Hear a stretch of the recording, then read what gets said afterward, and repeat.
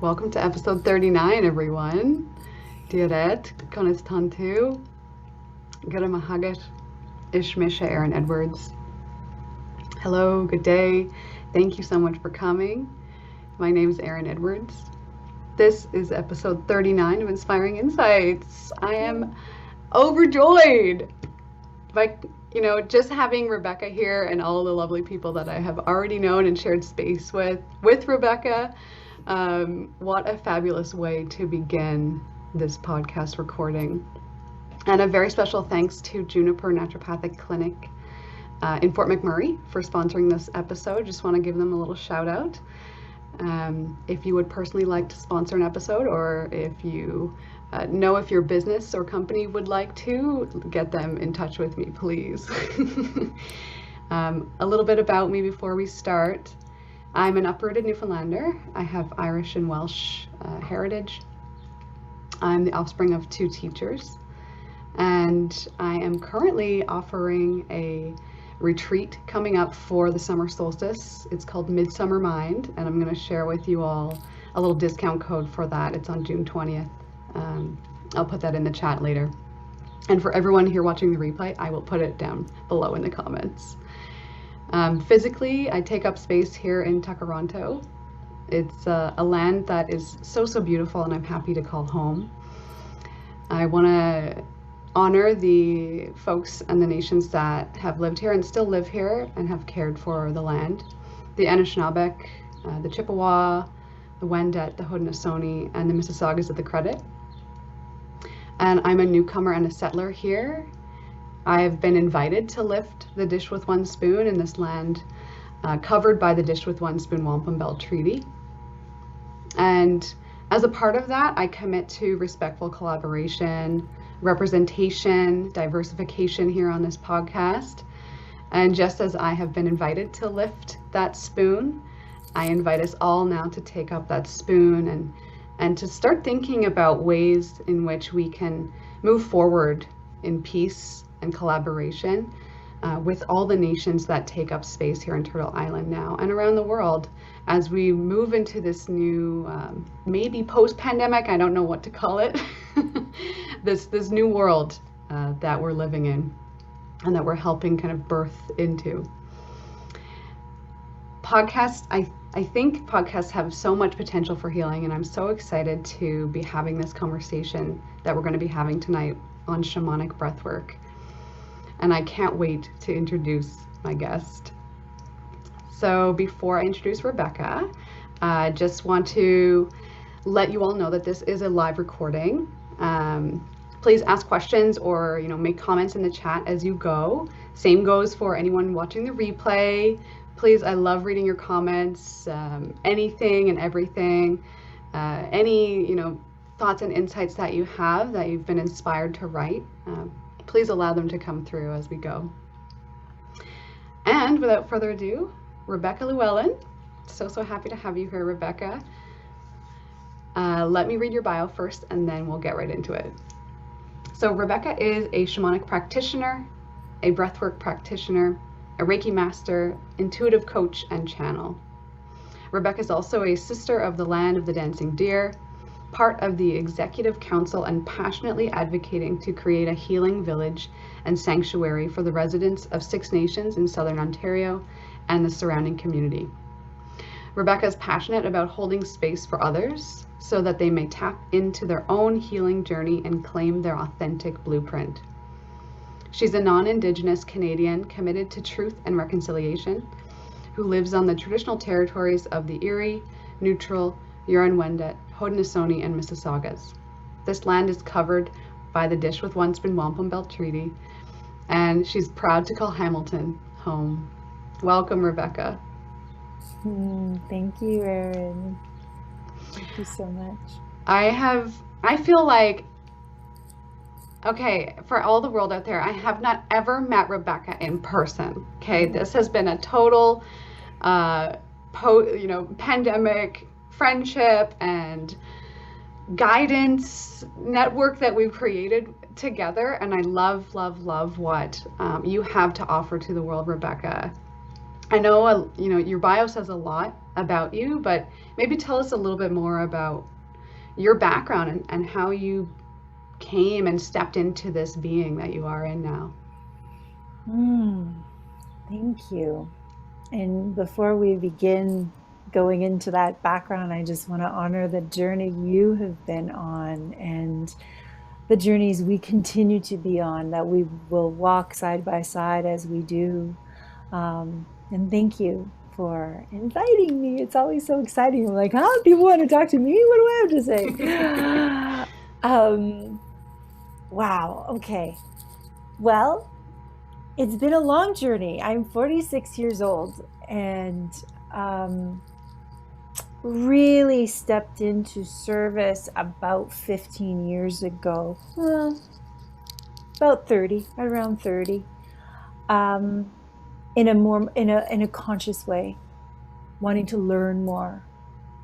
I had always sort of been open, but I'd get afraid. I'd be afraid of what I was receiving or feeling, and so I'd shut down. So I'd be awake for a couple of years, then I'd shut it down, and I'd open up again, then I'd shut it down.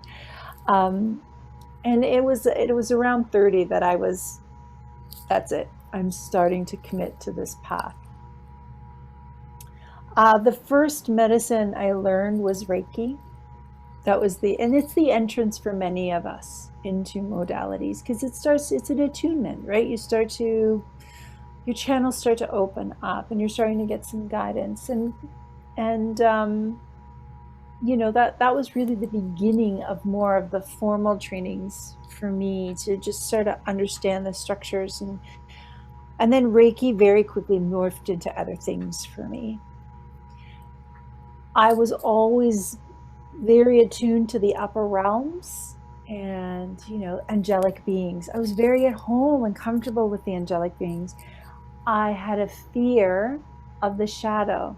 I had a fear of the concept of shamanism. I had a fear of anything that didn't have wings, basically, or that were, an ascended master. And so I was very much only, and I think most practitioners are this way when they first step into their service. We're working only in the upper realms. We're working with only half of what we've got. And it was my own personal health journey, frankly, that led me through where I am today. And when Western medicine was failing me, I had to start exploring other ways. And it was my naturopath who introduced me to Reiki. I was like, what is this? Said Reiki, right? So it was really a journey through my own physical health that has led me here. I stepped into shamanism 4 years ago, going on 5 maybe now. That changed my life. It changed my life. It was like somebody stuck me in a rocket ship and blew me to the moon. Wow. Everything. What happened was, all of a sudden, my commitment really deepened. I got comfortable in the shadow. I started to understand how to alchemize the shadow. I started to come in relation with the earth, which led me to a bigger understanding of the relation of others. There's something that happens when we step into earth-based wisdom. It allows us to see the concept of all my relations, right? So balance is everything. Our healing is about balance and centeredness. And that just blew my channels open even further. So that's not probably a very coherent journey, but that's been the Reader's Digest version. On the practical side, keep in mind, I was in and out of these like moments of seeing things, feeling things, doing things. I was a cruise director. I was on ships for 8 years. I mean, I was a performer. I was a musical theater kid, And then when I came back to land, I came back to Toronto at the end of 2006. I was working, in a national not-for-profit, doing like always in the corporate. I was working with like celebrities and corporate accounts across the country. And then I moved to like the most expensive private school in Canada. Like I was in a very structured container of earning and working, thinking, very corporate mindset. And I was like this closeted person, and I was in this spiritual closet, if you will, right? Like, but I remember with my colleagues, we'd hide, and they'd have a headache or something. I'm like, let me just put my hands on you. And I'd take them to like, we had this like spot upstairs. We were on Spadina or whatever. And we had like a third level, and we were like, it was storage. And like, just lie down and I'll just put them. And I would do like, I would hide the work I was doing on people at the office. Secret Reiki. Secret Reiki. Secret things like that, right? And then I was the director of development at Appleby College, of all places. And my boss, who I got to travel with a lot, we were in China quite often. I came out to him because I couldn't, you're spending so much time together, and I'd be seeing things, or I'd be so exhausted, and I had a very hard time being in that country. I understand the reasons why now, but my soul was always trying to leave my body. As soon as we would land, I would struggle to stay in my physical container. And I'd be in a cab, and I'd have to say to my boss, I need you to just put your hands right there and just kind of like squeeze me, call me back home right now. Because I'd be like, and I could feel myself leaving. So it's like you slowly come out, because I was living in two worlds for so long. And then they just start to merge, and people just accepted me. And then I took another role to be closer to home, so I could go deeper into my own studies, so I could serve.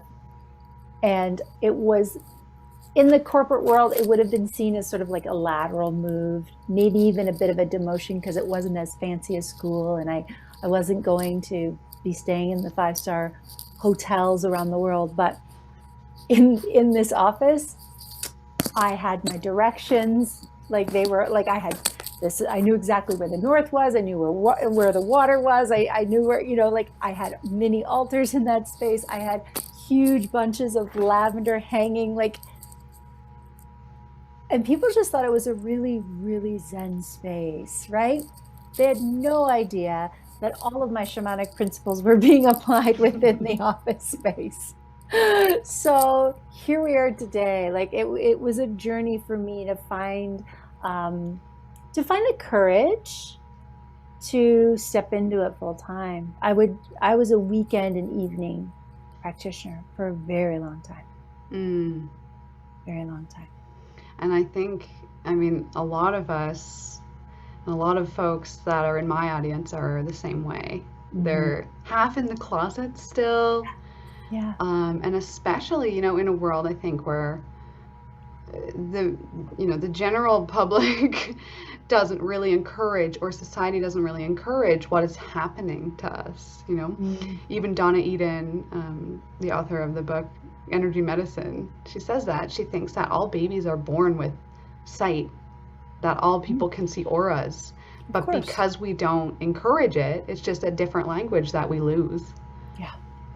And thank you for sharing a little bit more about your own personal background story. I resonate with you so much, like that merging of the two lanes, and in Pride Month of all months, coming out, like not being closeted anymore, and just being okay with that.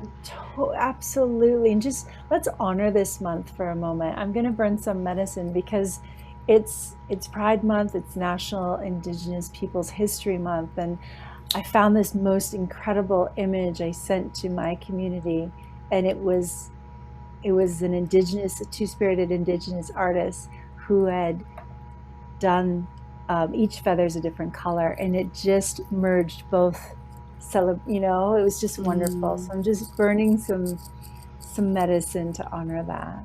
Just take a breath here.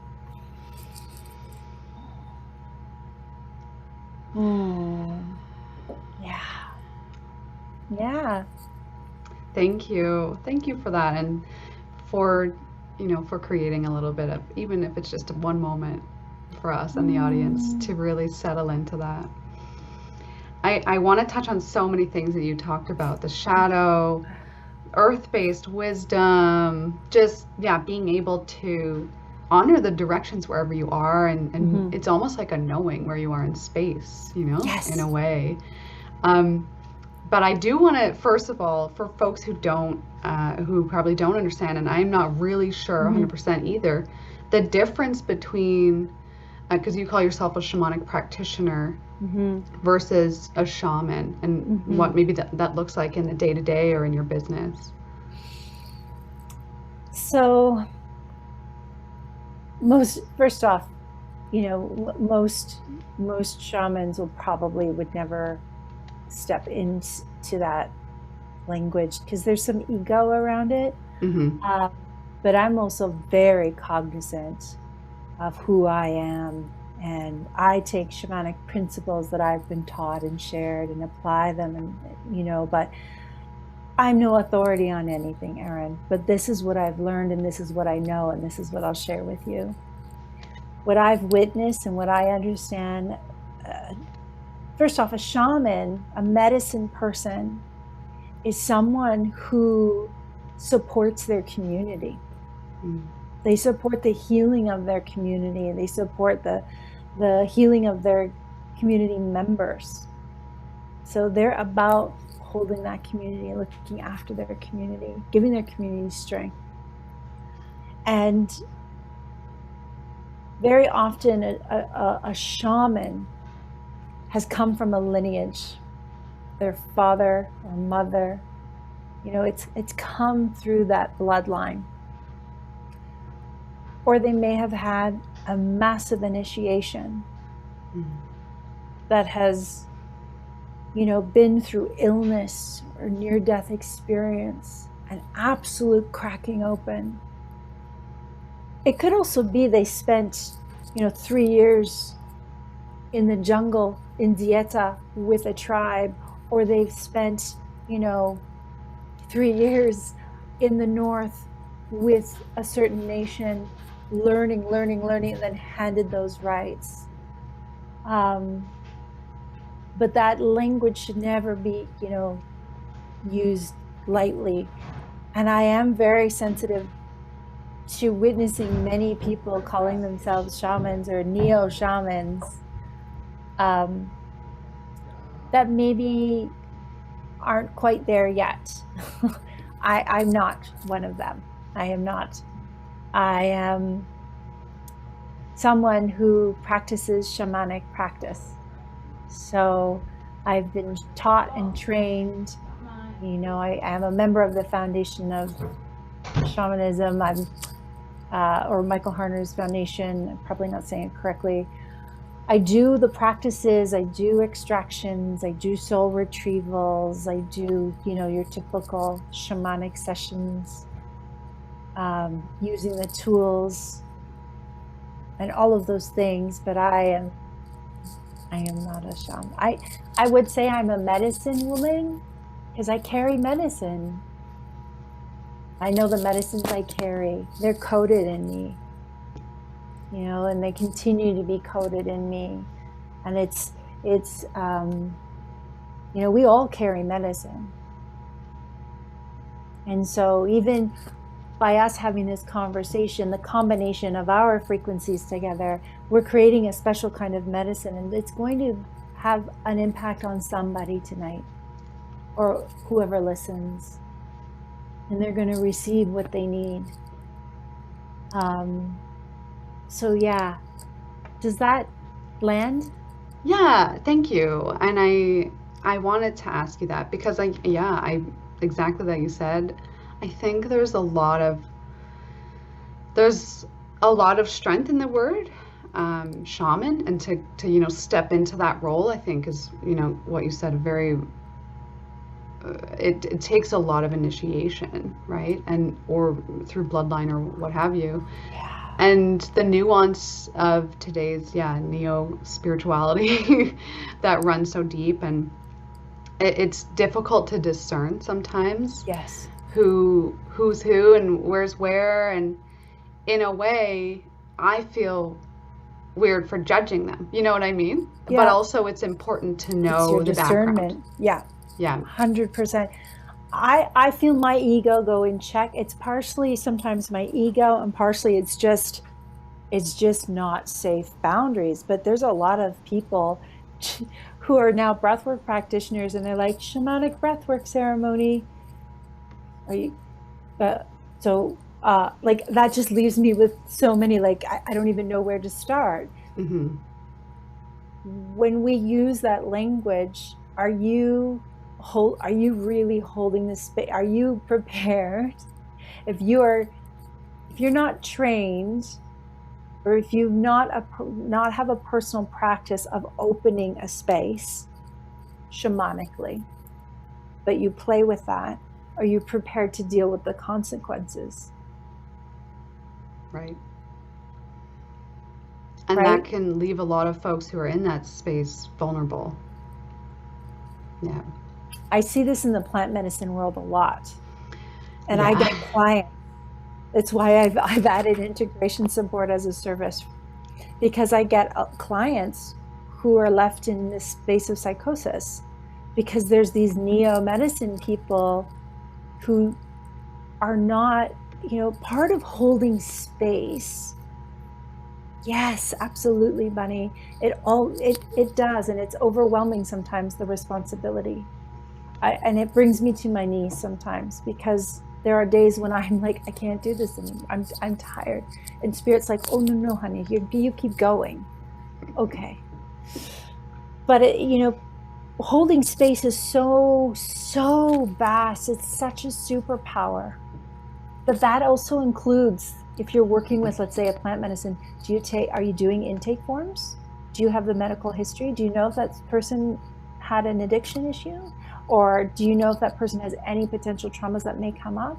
Okay, do you have an aftercare plan? Like, there are practical pieces that need to be applied.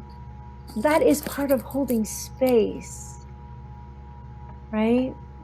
Yeah, absolutely. No, I totally agree, Bunny. Absolutely. Yeah. Sorry. So no, it's and it's interesting, because I'm always having to keep myself in check. It's like, I go, Rebecca, is that your ego? Or I'm like, oh, if I feel afraid for the person that might be in that space. Well, and here's the thing, Erin, I don't know if this happens in your practice, but I get those people that they end up coming to me, and then you're trying to help them come back together again, right? Yeah. For me, the clients that are attracted are actually folks similarly, but who have gotten a Reiki attunement. So who actually practice Reiki, and are feeling like too open, like their chakras are totally open, and it didn't, like, again, like almost what you said, like psychosis in a way. It's overwhelming for someone to feel that way. And Reiki, is a certification, and then for a lot of folks who don't continue on to the next levels, there's almost no communication afterwards with your master unless you're really close, or have established that. Can we talk about that for a Please? second? Oh my goodness, yes. So, and this is my thing. Not all Reiki practitioners or Reiki masters are created equal. Yeah. And there are a lot.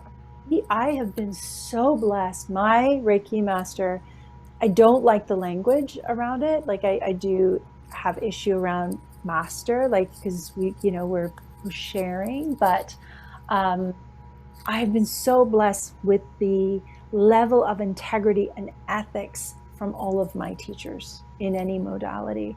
And my Reiki practitioner master was my very first teacher in that regard, that she wouldn't even teach you unless you were already a student, like you were already a client. You had to be receiving and go doing your own healing. That was my first lesson. Are you doing your own healing?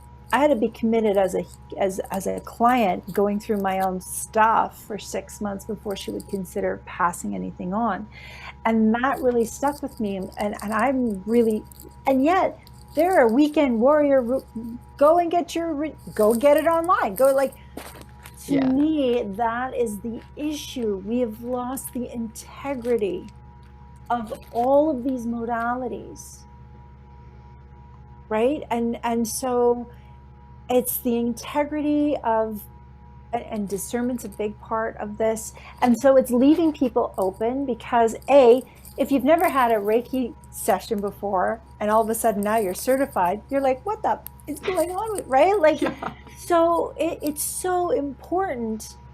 Like integrity, ethics, and humility is so key. I'm actually I'm going to be launching a course this summer for young practitioners. And this is what it's about, because I'm just seeing so much of this. Because if you know that someone is really open, if you've just attuned someone and you know that they're feeling off and you know that they're maybe not going to the next level, well, then you need to balance them out. You need to bring them back into home. They can't, they're not even going to get on the streetcar properly because they're going to be off. Yeah.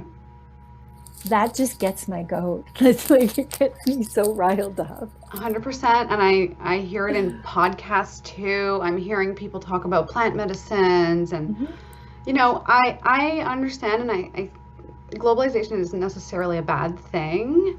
But I really, like you spoke to this piece of integrity, and Tati, you agree. There's this sense of we need to be in touch a little bit more, and even if it is calling you, you know, what is that medicine? And why? And why? Why? Yes. Don't just do it. I'm adding this to my resume. Oh, here I go. Right? It's like, why? Yeah. Why? What's the resonance? Why is it making your soul sing? Why do you feel it in your bones? Yeah. It's a big, big piece, and I'm happy we touched on that. I want to change gears a little bit because you did talk about your shamanic breath work and other folks talking about shamanic breath work, and you know the sessions that you lead are shamanic breath work. Can we, you know, dissect that a little bit and maybe talk about that, what that, like, even what a session looks like? I know I've been to one, and I want you to come to an in-person one, Erin. Oh my goodness, I can't even. I'm really excited for that. Very excited.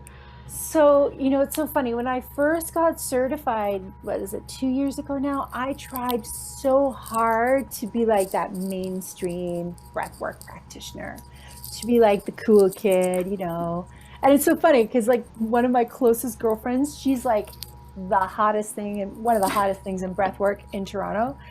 And we've got like 15 years between us, but we're like tight as thieves. And she is that girl. She's like cool and hip, and you know, everybody's like tweeting about her and Instagramming about her, and she's just like this she's just awesome, and it's fun, and yet it's beautiful and gentle and all those things. So I was really trying to be that. I was trying to be something that I wasn't actually. And so it felt clunky when I was offering breath work. I started to slowly, again, come out as me. And I started with bringing my altar cloth. Like, this isn't a group session, right? Because I was only starting to foray into the virtual realm. I'd bring my altar cloth. I'd put some pieces on the altar. And then I started bringing my tools, my drum, my rattles. And then that was going nicely. And then I was like, I'm going to open with prayer. And it just morphed into a ceremony. So you don't come for the contact high, because some people are doing that. Some people are using breathwork for the contact high. And it's really, that's not what it's meant for. You may experience that, but it's really meant for something so much richer. And the moment I allowed myself, I was just so afraid that people would judge because they've come for breathwork. But I found my way of delivering this medicine. And it's just beautiful. So the way I practice shamanic breath work, and it is different virtual from in person in terms of group. One-on-one is different as well, right? Because I'm just zoning in and it's all, that person's getting a treatment. Basically, if it's a one-on-one session, shamanic breath work, they're breathing. And when we get to the peak, I'm really going in and I'm just doing work on them shamanically. And I come in and out to cue them. I'm never fully leave them. So I won't be channeling in that space because I have to be present, keep an eye on any traumas that come forward or anything that might get triggered. But it's a really emerging of the two modalities on a one-on-one session, really potent. But when I'm serving breathwork in a shamanic breathwork ceremony, I am opening the directions. I don't always virtually, but a lot of the time, you know this, a lot of the time I'm calling in some form of elemental support or ancestral support. Very often I'm calling in the prayer. I'm opening with the 4 directions. And when I open with the 4 directions, my channel's open. My ancestors are here. They're supporting me so that I can support you. In a group setting, I might be purging on your behalf. You know, I might be burping. I might be, you know, if we're in person, I feel into when the energies are moving. Okay, it's time. I'm going to take my rattle. Who needs what moved? People know this though, because I've advertised shamanic, right? So I might be moving things. I might use the drum. I might bring my smudge feather. I might be, you know, we might be working on, I can feel a heart's opening and Christ consciousness coming forward. Okay, it's time. I'm bringing in the rose water and I'm spraying and sweeping rose water. So for me, you know, that's what I'm doing. If in a group session, something really needs to be moved, I will go and work on that person if they've given me permission. I'll quietly go in there, come in and work on you. If they say yes, okay. I need consent always. In a virtual session, it's not that different. I'll open. I try not to burp too much because the microphone's in your ear. That could pretty be unsettling. But what's very powerful is very often in a virtual setting, it's right here where the ancestors will start to come forward. So virtual is different versus, and I'm speaking with my eyes closed because I'm seeing. In group, it's visceral and I'm feeling into the body of what I need to do. Virtual, I just quickly go into a space. Even though I'm here with you and I'm not leaving you and I've got my eye, I'm feeling and I'm channeling more than I would have in an in-person group session. So usually I'll see the ancestors are coming in, they're here, they're helping. I might be channeling light code, that might be coming forward. If it's heavy, deep, I might take a rattle out. Whether you hear it or not, it doesn't matter. The frequency is moving. And I'm holding that space really deeply. And sometimes it's really like right now, I can feel my altar is so active and I can feel myself going, ooh. So it's however they're going to work with me in that day. If I'm not doing a shamanic breath work, for example, I did an inner child, you know, if it's a non-shamanic breath work, none of that opens up. I don't open it up. It's just a straight, narrow breath work, which is still super powerful, right? Still super powerful. We're doing things, shadow work, inner child, that sort of thing. But that is how I think somebody out there has actually registered or patented the name. So people can't use it really. I think, like, who does that? How, like, who owns that? It's like saying, it's like pasta, you can't use pasta. Like, who does that? Because like shamanism is you know, every indigenous culture is not one. Breathwork, every human being, every living being that uses breath I just don't understand how you do that. But anyways, I've been sneaky enough to use it. But I do know some people are now putting it on their breathworks, and I also know that they're not shamanic practitioners. Yeah. Right. Yeah, the nuance is important, and also that just goes to show, you know, the consumerization of it all, which I think it doesn't have to always, but it does a lot for me anyway, in my experience, take out the meaning. Well, it's the same as if you look at, you know, my concern is here we've legalized cannabis, and we're you know, what we're doing now, psilocybin is welcome, but now we're looking at bringing that into that pharmacy style. Yeah. All of these plants have souls. The psilocybin is considered sacred children. That's a medicine. It's a medicine I work with personally. When we start to remove the souls of these plants, they no longer work, people. Yeah. So that's the same for all of these things. If we're not, yes, Tati, it all has energy. And if we're not honoring what this is, you know, that's, and it's the same as for us as practitioners. You know, if you're not feeling it, we shouldn't be stepping into it. Yes. Oh, this honor piece, I think I want to ask you something about honor. Let me just feel into that for a second. How do we, in a world that is so detached and disconnected and all about that small rush of dopamine as we scroll, yeah, and just one image and then next, one image or one sound and then next, how do we cultivate that sense of honor? Such a beautiful question. Again, I cannot be an authority. I can only share with you my experience and my feeling. I feel that when we can connect into earth-based wisdom, and by that I mean when we can honor the elements, when we can honor Mother Nature, when we see that we are part of nature, we start to feel this balance or connection.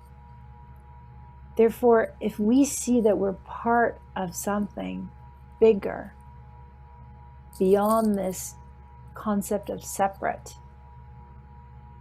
how can we not honor? Exactly. This is the prayer of unity. So if we start to see the tree as my brother, as my grandfather, we start to see the mushrooms as my babies. We start to see, you know, the owl as this wise one, this teacher, this mother figure. Well, then we would never hurt or harm our brother, our babies, our mother. Yeah. So it's until we start to come into relation, that's the only way. That's what I feel. Thank you. I feel in a big way that the world is undergoing this sacral chakra shift right now, and cutting a lot of cords and shedding a lot of things that don't make sense, or and in that we, you know, kind of go into the unknown, into our shadow, and do what Richard Rohr calls shadow boxing, you know, what Brene Brown calls stepping into the ring. It's all the same, you know, just going into that. And that can be so tough. And I think your medicine, specifically you, but also this community that you're creating, is so, so important and divine for this time. Thank you. And I wanted to just give a plug for you, your Divine Roots Soul Circle your free membership. How can folks join that? Thank you. Well, you know how it came about. I have had a real struggle with the energy of Facebook as a platform. And so I really wanted to create a container where we can have these dialogues and talk about things and not be tracked and not be data mined. And so we created that. And it's, if you go on my website, because I can't even think of what the actual link is, but if you go on yourdivineroots.com, on the navigation bar, there is community. And that will get you in there. And basically, we've created a Facebook style-esque container. But again, you're not going to get a silly ad for something. You're not going to get tracked, but you can create a profile and you can connect with like-minded people. So we've only just begun. It's like we're 2 and a bit weeks. So I'm still, oh, thank you, Erin. I'm still trying to get people to engage. Right now it's just me talking all the time. But you know what? I like it. I feel good there. Whereas on Facebook, I would be like and like, get me the hell out of there. Like I just felt so uncomfortable. Instagram, I do much better with, but there's still an element there. But that's what this circle is about. It's, for me, it's creating a community in my own garden. It's connected into so everything has a soul, everything has an energetic signature. Facebook was not my signature. And this is my signature. This is, I think you feel the soul of my business on these pages, and you feel the soul of me. And so there's a weekly blessing and medicine that you can go in. I'm trying to get those up there on Mondays. And so, start your week off and receive my blessing. And it might be something small, like some smoke, or it might be a frequency or some Reiki or a prayer. It's about light. And sometimes we are in the dark, sometimes we are in the shadow, and sometimes we just need to be pulled into a space that's going to hold that space for us, infuse it, transmit it. But there's not some sort of prickly, icky thing waiting for us the moment we're done, So that is what I hope is going to continue growing. And thank you for joining. Yes, of course, always. I'm like your number one fan. Although I feel you have a lot of those. And for folks, I did just put the link in the chat there, and I'll put it below as well in the comments for everyone who's watching this on YouTube. Rebecca, this has been so splendid. I don't want to stop. I'm just going to give us like a little time check here. And I do want to make space for the folks who have tuned in live to ask any questions or even just a comment, and come on if you're comfortable with your voice being shared on the recording. If not, I'm totally okay with reading out your comments as well. And I just want to kind of hold this space right now for anybody who wants to ask anything, or we touched on a lot of different terminology that I think that I know, and maybe Rebecca knows, but maybe not everyone knows. So if anything like that came up for you, please ask. Hi, Bunny. Hi. Let me just put my other earphone in.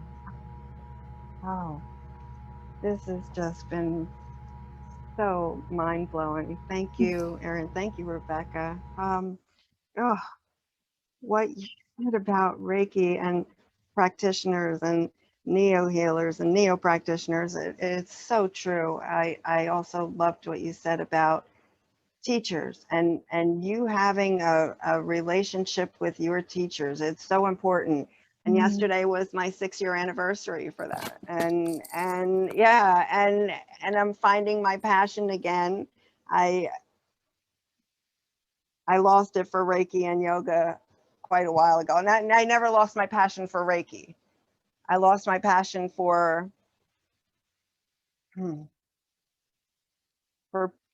people that appreciate it. Does that make sense? Yes. Yeah. Okay. because how many things have changed, and there is no unity in Reiki, and people charge, they take such advantage of vulnerable people, and they charge whatever they want, and it's really heartbreaking that there are so many people that don't care, and they do prey on vulnerable people who are really desperate for help.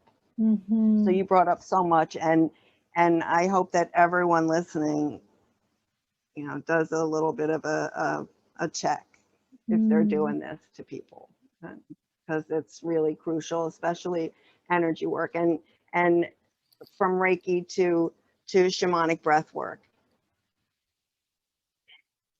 Your teacher has to, and your guide has to care, has to be in it, and has to know what the hell they're doing. Oh, this is truth. I feel so strongly, Bunny, everything you're saying. This is why it's so funny we're talking about this, Erin, because I literally am in the process of developing all the content for this course that I'm going to be doing, because it's about integrity and also humility, right? So people, once we start going into this space, and you see you're moving things or you're channeling things and you're like, holy, like, oh my gosh. But we can't let our ego get in the way, whether it's Reiki or whether it's shamanism or whatever it is. We are just a hollow bone. Spirit is doing the work. We're not doing the work.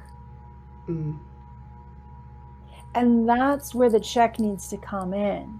Now, there's also, like, Bunny, we as service providers, I stay away from the light worker language or healers, because healer refers to something's wrong with you. And I don't believe that. I believe everything is here. It's presenting because there's something for us we've been ignoring, and we need to address it and connect with it. And our physical body is often the final frontier. Where was I going with this? We as practitioners, service providers, we need to be resourced. The more we're resourced, the more we can give. So there is, there very much is an issue around many of the wounded healers. And so we don't charge enough, or we think we shouldn't earn anything. So there's this whole piece. But if you are not filling the cup, you can't give anything. So I do believe, and I've had to work through this. And I continue to work through, my money program, right? It's an inherited program that I received through my ancestral line on my father's side. And when we start, and so we can have scales of different things. I have my sort of higher end price points. I have my mid-range price points. And then I have my community work, which is a sliding scale. And then what's really important is if we are in a space in our practice that we now are earning an income, we need to have that karma piece. Where are you donating? So that's what my whole next thing is. I'm now going to be, any of my large, big things, I'm going to be giving 10% of everything I earn to the Land of the Dancing Deer. Because this is our virtue. This is how we lead by example. Unfortunately, we still live in a reality that requires financial exchange, right? So yes, we need money right now in this world, and that's the truth of it. But we can choose to do good things with it. And we can offer different price points to ensure that all of the souls who are aligned to work with our medicine are given the opportunity to work with us. I still also offer, when I know like very often, if somebody sends me an email and says they want to work with me, but they can't afford my session price point, I'm going to give them a discount. I'm going to work with them because I don't want to deny anyone healing. I also have learned the hard way, and especially during this year, during this global ceremony, it's one of the reasons why I stopped doing weekly breathworks. I was doing weekly breathworks for like a year and a half, I think, Tati? And I was just burnt out because most people are doing that for free, right? So that's a lot of space holding. And we have to, the deeper we go in our path, the bigger our channels are opening, the more we're receiving. Like, we've got to maintain that upkeep. So we have to look after ourselves and my physical body.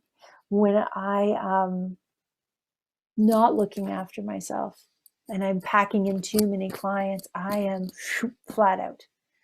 It's too much. It's too much, especially if I'm doing shamanic session after shamanic session after shamanic. Like, I'm like, I need to get back in. I need to get back in. So we have to work through what is that balance, right? That balance. And Bunny, I'm speaking to you only as someone who's just started to understand that in the last 2 years. I was someone who don't give me money. Just let me support you. Let me do that. Don't give me money. So remember that money is the energy exchange for what we're offering. So we do need to have a fair exchange. And I've only just really learned that. And so what I had to work with for myself, and this is why the wounded healer is something that is very real. And if we are in service to other people, we must be committed to our path of constantly clearing any of the crap that we're carrying, constantly sitting with our shadows. For me, Bunny, and this may resonate with you, I had some serious issues around lack. I'm not worthy. I don't deserve to receive. And that is what many of us continue to move through. It's one of the reasons why we're so empathetic. But as we start to move, as I commit, I'm like, I know I need to understand this program that's running within me. I know I wanted to step into this. I wanted to not have to have a job. I wanted to be able to really do this, not just in the evenings and weekends. I wanted to be able to help support my family with this work. And so I knew I needed to look inwards and do that work. We can't bypass our stuff. But this is a journey. Yeah. Oh my goodness. Thank you, Bunny, for sharing what you did. Yeah. Thank you, Rebecca, for responding how you did. I think this is, the money piece and the work of your dharma and how you're giving back, karma, that's, I think, another whole podcast or maybe more. We could do like a whole monthly workshop thing on that every month for probably years. Yeah. Oh my goodness. I wanted to give space to Tati. I know you're outside and probably walking. If you do want to share, the space is yours. And if not, that's okay too. But I love what Bunny said about there is this new age stuff coming along, and it makes it really hard. And that's why I think I was so drawn for some reason to Rebecca, was when I first started doing the breath work, is it was so different than any other thing that I was exposed to. And I've tried different stuff. It's not like I haven't. But what I loved, what was so special was that it was really honored. And I love that, I'm actually reading a book. It's it's an indigenous book. I can't remember the name of it. But it's talking about, it's called The Wind is My Mother. And that's the newest Audible that I'm reading. And it was talking about how it's in the age of healers and non-healers and all that stuff. And it's just some people, I think what was touched upon was that, in the book, it was does the ego want the power? Do I want the power? Or is it because I open my channel and allow a higher power to use me as an instrument. And that's what I found is so beautiful with Rebecca's kept along this entire time. Like, it's been the same throughout the year and a half I've known her, was just the integrity's been kept. The honoring of the medicine's been kept. And it's just been a beautiful journey. So I want to thank you both for this like podcast. It really was so eye-opening, really. I learned a lot, and Bonnie's so right. Like, there's so many times I've done Reiki and I'm like, what is going on? Or like, I've left a session like fully blown, felt like so not, I don't know, just not like, I don't know. I think like there's a lot of going on, but you have to use discernment too. Like, I think discernment's key, very much key in the spiritual, like, community with like being online right now is just discernment. It's like, how does it feel in your heart? How does it sit in your body? Because you'll know when something's off. So, I don't know. I just thought this was a beautiful thing tonight. So thank you both for letting me share. I love you guys so much, so much. Love you, Tatiana. Thank you. Yeah, we love you. Thank you so much for that. Rebecca, this is such a beautiful honor to share space with you and to just chit chat about, the things that come up in this world as we go through our own practices and our own disciplines. And I think it speaks largely to, your course that's upcoming as well. Maybe that's kind of coming into the fold here.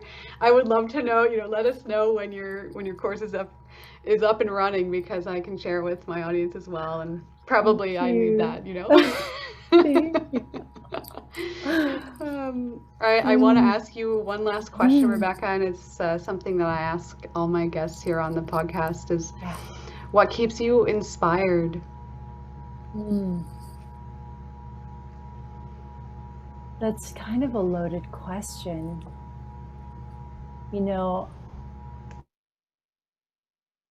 I felt weary yesterday for the first time in 15 months. You and I spoke about that. And I don't do lives very often. We know this. But I went live to share that and to allow myself to be vulnerable.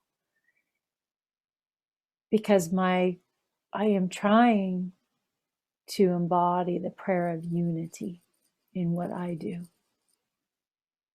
And just my showing up in the world, my expression. And I felt weary yesterday just for incidents that have happened near where we live and what's going on in the world. And it hit me. And what inspires me are the people that I get to work with or that are in my community. And just when you think, Erin, that just when you think it's all for naught, just when you think that I'll just go get, a Joe job. I'll go and just do something that I don't have to think anymore. I'll just turn my brain off. You get these emails or you get a message. You get, someone who shares with you how they've been profoundly affected either by walking with me, in one of my offerings, or if it's even just a one-off, that they've come for a session in person, or they've listened to me, or they've read something I've written, and then they open their heart and share that with me. That inspires me. If anything, it fuels me to not give up and to keep going. I'm inspired by, the eagle and the condor prophecy. I'm not giving up yet. And it may not happen in my lifetime, but I know I'll have been part of it. Right? If we show up every day and shine the brightest we can, we are impacting others. That's all we can ask for. If we can be a ripple effect. Yeah, that's what inspires me, is the fact that maybe, just maybe, I'll have done what I was meant to be here for in this lifetime.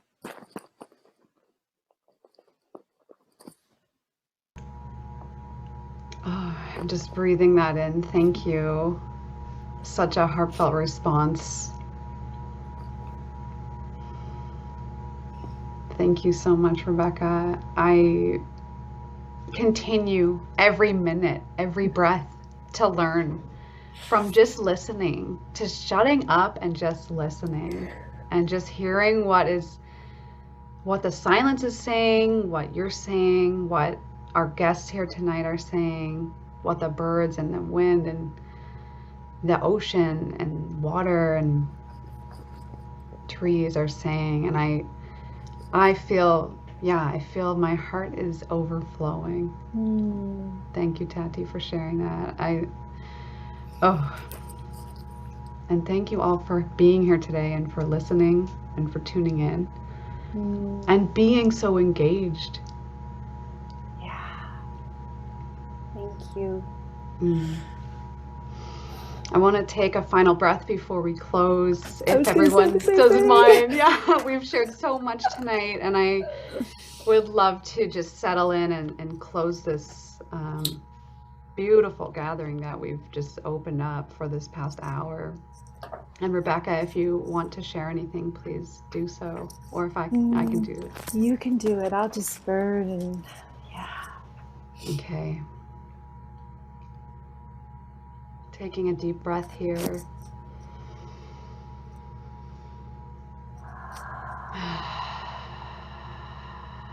Letting go the past hour. Letting go of this day. Letting go of the expectations for tomorrow. Breathing in the light that we have within us.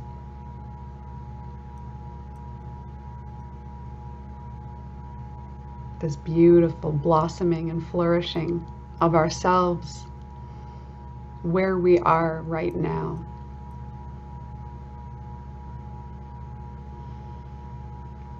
And breathing that into the bottoms of our feet.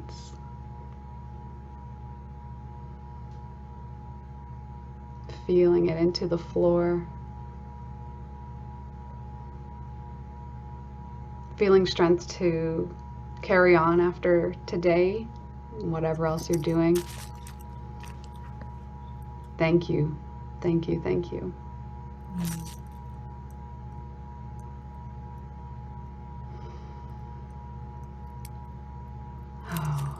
No.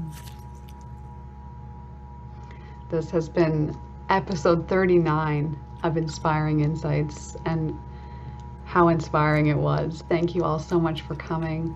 Thank you to Juniper Naturopathic Clinic again for the sponsorship. It's greatly appreciated.